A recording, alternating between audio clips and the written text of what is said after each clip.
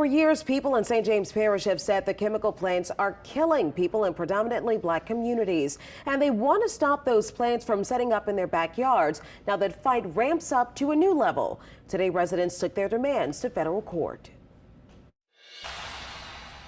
Over and over, the St. James Parish Council has ignored us, has denied our cries for equal rights, for human basic rights. But we stand here today to say we will not be ignored. Well, members of Inclusive Louisiana, Mount Triumph Baptist Church, and Rise St. James filed suit demanding a moratorium on petrochemical plants, citing civil rights, religious liberty, and environmental justice violations. I spoke with them about this new push in the latest installment of my series, Victims of Progress.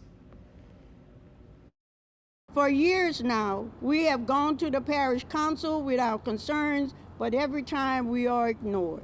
For years, members of Rise St. James, a grassroots environmental justice organization, have demanded that the St. James Parish Council stop allowing petrochemical companies into their community. Enough is enough. On Tuesday, they announced a lawsuit in federal court. St. James Parish did not have to steer the toxic polluting plants into black areas of the parish.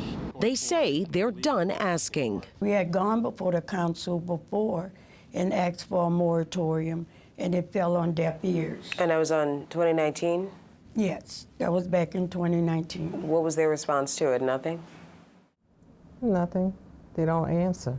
They just let it go. And they start talking about something else at the next meeting, like nothing was ever said. Now, Myrtle Felton, Gail LaBeouf, and Barbara Washington, founders of Inclusive Louisiana, say if they won't respond to the residents and monthly council meetings, they'll have to respond in federal court. We want them to hold the industry accountable for the emission, but we don't want any more industry to come in to the area that's already overburdened with excessive pollution that is killing us.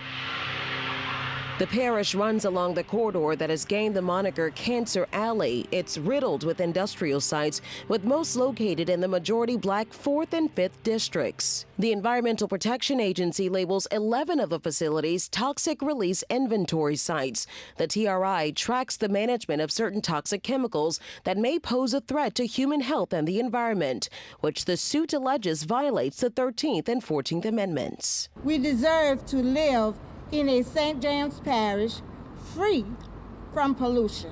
Well, I've had 4 immediate family members to pass in 3 months. Meanwhile, Gail is fighting 2 battles, one against the petrochemical industry, the other against lung cancer, after being diagnosed this past Christmas.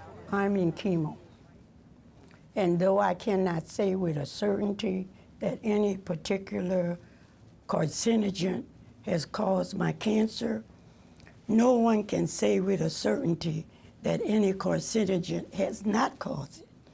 So we need monitoring. While they say calls for a moratorium on the petrochemical industry fell on deaf ears, the St. James Parish Council did approve a temporary commercial solar farm moratorium as a study on the economic and environmental impacts is conducted. That moratorium is set to end later this month. Well, we reached out to District 5 Councilmember Clyde Cooper, the Council Chair Vondra Eddie and Stibe, and Parish President Pete Dufresne for comment. So far, we have not heard back from either of them. Now, to watch previous stories in our Victims of Progress series, you can go to our website, WWLTV.com.